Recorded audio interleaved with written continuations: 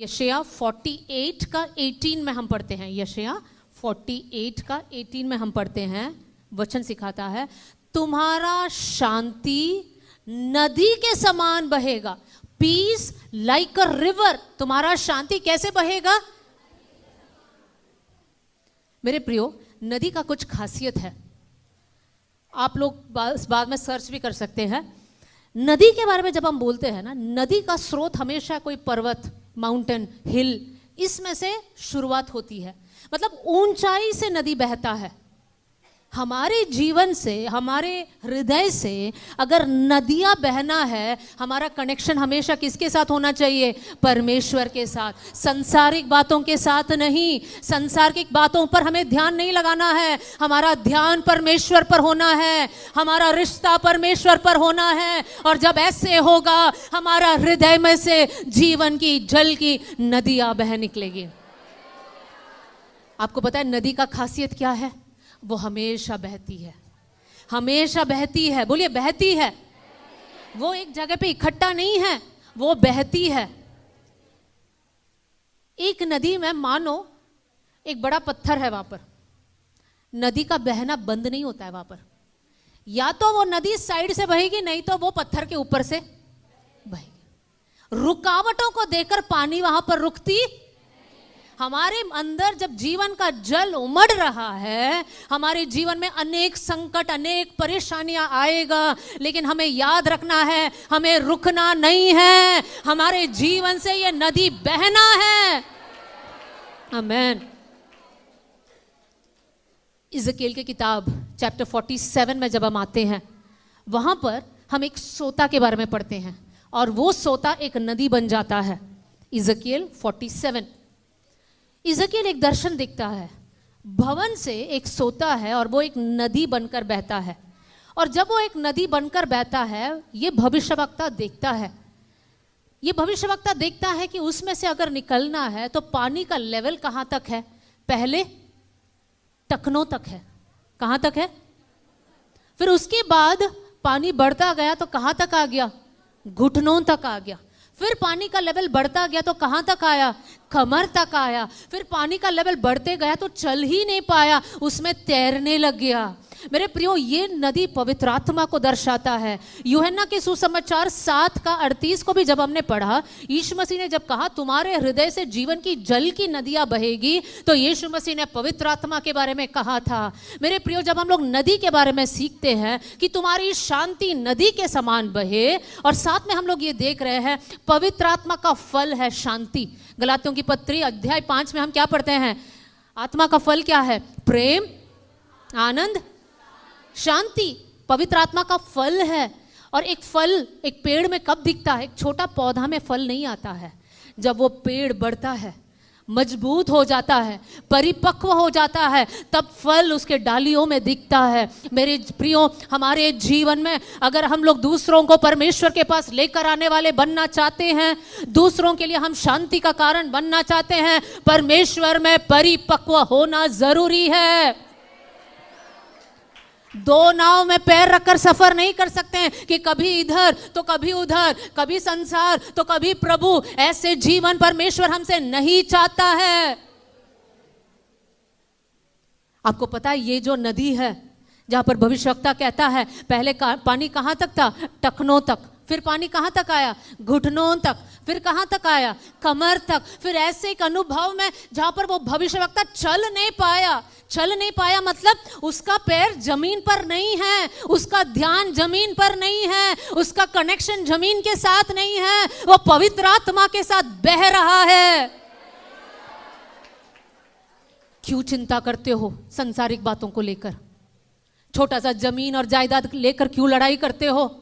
गाड़ी को लेकर क्यों लड़ाई करते हो? संसार की बातों की तरफ हमारा ध्यान नहीं है मेरे प्रियो, हमारा ध्यान परमेश्वर की ओर है। और जब हम परमेश्वर की ओर है, वो नदी में हम लोग बहने वाले बन जाएंगे। इस नदी की कुछ खासियत बोलकर मैं समाप्त करना चाहूंगी। ये नदी के बारे में लिखा है कि ये नदी बहकर ताल में मिल गया। जो हिंदी में शब्द इस्तेमाल किया है, ताल में मिल गया, लेकिन इंग्लिश बाइबल में जब हम पढ़ते हैं वो लिखा है डेड सी में, मृतक सागर में जाकर मिल गया। मृतक सागर मतलब वहां पर कोई भी जीव जंतु नहीं है, वहां से कुछ उम्मीद हम कर नहीं सकते हैं। लेकिन ये नदी वहां जाकर जब मिलता है, वचन में लिखा है कि वो ताल, वो मृतक सागर मीठा बन गया। असंभव बात, मृतक सागर कभी मीठा हो सकता है? संसार में इतना दुख है, कभी जा सकता है? हाँ, हमारे जरिए जा सकता है। हमारे जरिए लोगों के जीवन में शांति आ सकता है। लोगों के अंदर कार्य करने वाला मृत्यु की आत्मा को आप तोड़ सकते हैं। आपके जीवन के द्वारा परमेश्वर अद्भुत कार्य कर सकता है। धन्यवाद परमेश्वर, धन्यवाद। इस नदी का खासियत और क्या है? जब ये नदी वहां पर पहुंच गया, उस नदी में अंडे देने वाली जीव जंतु, बहुत सारी मछलियां, और इस नदी के दोनों बाजू में फलवंत वृक्ष। मेरे प्रियो, आप समझ रहे प्रभु ने हमें क्यों बुलाया है? हम आशीष, मुझे आशीष दो, मुझे आशीष दो कर बोलने के लिए नहीं है। परमेश्वर ने हमें इसलिए बुलाया, मैं आशीष का कारण बन जाऊं, आप आशीष का कारण बन जाए। आपके जरिए बहुत सारे लोग फलवंत होना है। आपके जरिए कुछ मृतक सागर मीठा होना है। आपके जरिए परमेश्वर कुछ करना चाहता है। आप में से हर एक बहुमूल्य है। जब आप अपना आप पहचान लोगे ना कि परमेश्वर मुझे कैसा देखता है, हम छोटी छोटी बातों के लिए फिर रोएंगे नहीं। हमारा एक ही मकसद होगा, परमेश्वर आप मुझे इस्तेमाल करना, मैं शांति का एक कारण बनने पाऊं, मैं मेल मिलाप कराने वाली एक स्त्री बन जाऊं। मेरे प्रियो, जब मैं इस टॉपिक पर सीख रही थी, प्रभु ने मुझे मेरे आंखों को खोलकर एक और बात को मेरे मन में प्रकाशित किया। पुराने नियम में मेल मिलाप का तंबू था ना, टैबरनेकल था। वो मेल मिलाप को बनाने के लिए परमेश्वर ने बेजलेल को चुना, एक व्यक्ति को चुना, उनको बुद्धि दिया, बहुत सारा इंस्ट्रक्शन दिया, ऐसे बनाना, पर्दे ऐसा होना चाहिए, इतना लंबा होना चाहिए, इतना चौड़ा होना चाहिए। वो मेल मिलाप का तंबू के लिए प्रभु ने बहुत सारी इंस्ट्रक्शंस दिया और बना भी वैसे। लेकिन एक उसके अंदर रखा हुआ एक हौंदी के बारे में हम लोग सीखेंगे। वो हौंदी को कैसे बनाया गया और किसका सबसे बड़ा रोल बना है, उस भाग में जाने से पहले पुराने नियम में मेल मिलाप ना, या मेल मिलाप से अच्छा मिलाप वाला तंबू, मिलाप वाला तंबू का मेन उद्देश्य क्या था? इजराइलियों के पापों के लिए याजक अंदर जाकर प्रार्थना करता था ना। वो बलिदान का एक प्रोसेस होता था, प्रार्थना करता था। तो जब याजक इजराइल के सभी लोगों के पापों की प्रायश्चित के लिए मिलाप वाले तंबू में जाते थे, वहां पर एक हौंदी रखा था, एक बेसिन रखा था, और ये याजक हारून और हारून के पुत्र उस हौंदी में जाकर अपना हाथ और पैर धोते थे। निर्गमन की किताब 38 का 8, 38 का 8 मैं आपके लिए पढ़ रही हूं। हौंदी और पाया दोनों पीतल के बनाए, यह मेल मिलाप वाले तंबू के द्वार पर सेवा करने वाली महिलाओं के पीतल के दर्पणों से बनाए गए थे। पुराने नियम में, मैं एक और बार उसको समझाती हूँ, पुराने नियम में मिलाप वाला तंबू क्यों था? ताकि इजराइलियों का पाप की क्षमा, प्रायश्चित यहाँ पर कर सके। कौन अंदर जा रहा है? याजक अंदर जा रहा है। याजक जब अंदर जाता है क्या कर कर जाता है? हाथ और पैर धोकर जाता है। अगर नहीं धोएगा तो वो मर जाएगा अंदर। तो हौंदी बनाया है और हौंदी में पानी। लेकिन हौंदी कैसे बनाया पता है? पीतल से बनाया गया। कैसे बनाया गया? और ये पीतल आया कहां से?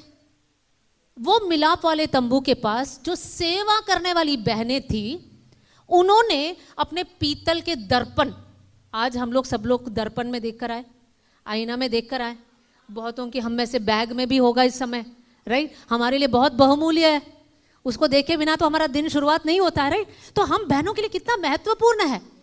उस समय जैसा हमारे पास आज का आईना है वैसा आईना नहीं था। वो लोग जो देखते थे पीतल के ना, उस मेटल को लेकर उसको एकदम स्मूथ करते थे ताकि वो अपना रिफ्लेक्शन को उसमें देख पाए और समझ पाए कि मैं कैसे दिखती हूँ। लेकिन जब पीतल का हौंदी बनाना था, ये बहनों ने अपना सारा दर्पण अर्पण कर दिया और इस सेवा करने वाली बहनों के जरिए उनके दर्पणों के साथ वहां पर हौंदी बनाया गया, जिसको यूज कर कर हारून के पुत्र हाथ पैर धोकर अंदर जाते थे ताकि इजराइलियों की पापों के लिए प्रायश्चित किया जाए। किसने एक मुख्य रोल खेला यहां पर? बहनों ने अपना कीमती चीज उस प्रायश्चित के लिए अर्पण किया। मेरे प्रियो, हम समझ रहे हैं पुराने नियम में जहां पर ज्यादा बहनें सेवकाई में नहीं थे, वहां पर भी परमेश्वर ने कुछ बहनों को इस्तेमाल किया। किस बहनों को? वो बहनों को जो सेवा करती थी और साथ में अपना बहुमूल्य बातों को देना भी चाहती थी। आज मैं पूछना चाहती हूं, हमारे जीवन में सबसे बहुमूल्य क्या है? प्रभु ने आपको दिया हुआ समय, आपका सेहत, आपके परिवार, आपके बच्चे, प्रभु की सेवा के लिए आप समर्पित करोगे? प्रभु, मैं और मेरा सब कुछ, प्रभु आप मुझे इस्तेमाल करना। जैसे वो बहनों का दर्पणों को आपने इस्तेमाल किया और हौंदी को बनाया जिसके द्वारा हारून और उसके पुत्र हाथ धोए। प्रभु, भारत में बहुत सारे लोग हैं जो नाश हो रहे हैं। प्रभु, हम बहनें अपने आप को समर्पण करते हैं, हमें इस्तेमाल कर, हम शांति के वाहक बनने पाए। हमें इस्तेमाल कर कर हम में से कितने लोग प्रार्थना करेंगे? अब हमारे मन में एक सवाल आ सकता है, ये बहनें वो तो मिलाप वाले तंबू में सेवा करती थी, तो हमारे मन में आएगा कि हम सेवा करने वाले नहीं हैं, हम में से ज्यादा लोग। मैं ये बताना चाहती हूँ, वहां पर सेवा करने वाली बहनें कौन थे, उनकी खासियत क्या था? दो मुख्य शब्द आज यहां से जब हम जाते हैं, ये दो शब्द को याद कर कर आपको जाना है। मैं उस आयत को पढ़ना चाहती हूँ, निर्गमन 35 का 21, 35 का 21। और जितनों में उत्साह हुआ, बोलिए उत्साह, अच्छे से बोलिए उत्साह। और जितनों में उत्साह हुआ और जितनों के मन में ऐसी इच्छा उत्पन्न हुई, बोलिए इच्छा। पहला शब्द क्या था? दूसरा वर्ड क्या है? पहला वर्ड क्या था? इच्छा। उत्साह और इच्छा। जिन किसी के अंदर उत्साह था, जिन किसी के अंदर इच्छा थी, उनके बारे में लिखा है वे मिलाप वाले तंबू के काम करने और उसकी सारी सेवा और पवित्र वस्त्रों को बनाने के लिए यहोवा की भेंट ले आने लगे। तो ये सेवा करने वाली बहनों के जीवन में दो ही बात है जो आज हम लोग प्रार्थना करें हमारी लाइफ में हो। क्या है वो दो बात? उत्साह, बोलिए उत्साह, इच्छा। उत्साह, इच्छा। मेरे प्रियो, हमारे अंदर एक इच्छा होना चाहिए कि प्रभु मुझे इस्तेमाल कर। इच्छा नहीं है तो परमेश्वर इस्तेमाल नहीं करेगा। मेरे प्रियो, इच्छा होना चाहिए, प्रभु मुझे इस्तेमाल कर। रात को सोने से पहले, बीच रात में भी आप उठते हैं तो सबसे पहले ओ मुझे क्या भिगो के रखना है वो मन में नहीं आना चाहिए। ओ मेरा ये मसाला खत्म हुआ वो मन में नहीं आना चाहिए। प्रभु मुझे इस्तेमाल कर, ये वाली सोच हमारे अंदर आना चाहिए। इच्छा से भर दे। प्रभु से कहिए, प्रभु इच्छा से भर दे, इच्छा से भर दे। दूसरी बात, इच्छा के साथ साथ उत्साह भी होना चाहिए। क्या होना चाहिए? उत्साहित लोगों को देखकर हम पहचानेंगे कि नहीं पहचानेंगे ना? आपके घर में कोई ऐसा एक दिन ऐसा ढीला होकर चल रहा है तो तुरंत आप क्या पूछेंगे? क्या हो गया भाई, क्या हो गया बहन, बता बता क्या हो गया, क्या हो गया? उसके चेहरे पे उत्साह नहीं। हो सकता है कुछ प्रॉब्लम हो, कुछ बीमारी हो, लेकिन आत्मिक जीवन में याद रखना, एक उत्साहित लोग हैं हम लोग। आराधना कर रहे हैं, उत्साहित होकर आराधना करें, पूरे मन से आराधना करें। प्रार्थना करते हैं, उत्साहित होकर प्रार्थना करें। ऐसा नहीं कि आधा ध्यान इधर, कौन आ रहा है उधर, कौन जा रहा है इधर, हमारे घर में मोबाइल में कौन सा मैसेज आ गया, ऐसे प्रार्थना नहीं करना है। परमेश्वर चाहते हैं उत्साहित लोग, पूरे मन से लोग और इच्छा को रखने वाले लोग। हालेलुया। आज कैसी बहनें होकर हमें यहां से जाना है? उत्साहित बहनें। और कैसी बहनें होकर यहां से जाना है? इच्छा के साथ। कैसी इच्छा? घर जाकर कौन सी गहने खरीदना है, वो कौन सी इच्छा? प्रभु मुझे इस्तेमाल कर, मैं अपना सब कुछ तुझे देती हूँ। प्रभु जी, मैं अपना नींद कुर्बान करने के लिए तैयार हूँ। परमेश्वर, मैं अपना बहुमूल्य बातें, इस फोन में जो मैं समय बिताती हूँ वो कुर्बान करने के लिए तैयार हूँ। परमेश्वर तेरी हालेलुया आत्मा की नदी मेरे जीवन से बहने दे।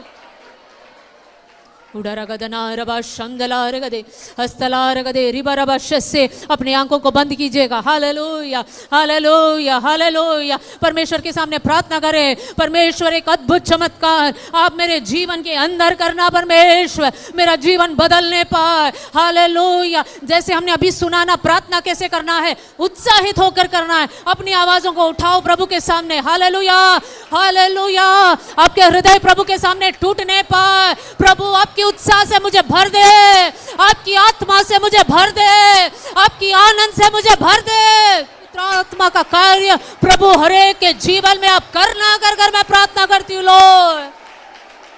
हालेलुया। प्रभु की आराधना करे, आराधना करे। आदर्श बंधन टूटने पाए, प्रार्थना नहीं करने का मन टूटने पाए, ओ उत्साह को उतारने वाली शक्ति टूटने पाए। हालेलुया। उड़ारगला रबा शंदेरे दलारे कदे। प्रभु तेरे कार्य इस मंडली में करना प्रभु, हर एक बहन के जीवन में आप करना परमेश्वर। पवित्र आत्मा का नदी हम में से बहने पाए, हम में से बहने पाए। Lord you minister to your children of God. पवित्र आत्मा की शांति से भर देना, तेरे अद्भुत कार्य इस जगह में होने दे। यीशु के नाम से हम लोग प्रार्थना करते हैं परमेश्वर। प्रभु हम लोग एक सेना के समान खड़े होने पाए, एक सेना के समान हम खड़े होने पाए। परमेश्वर आपकी राज्य के लिए हमें इस्तेमाल करना। ओ पवित्र आत्मा की भरपूरी, पवित्र आत्मा का शक्ति, ओ वो अधिकार, हालेलुया, या बैठे हुए बहनों के जीवन में उंडेल देना।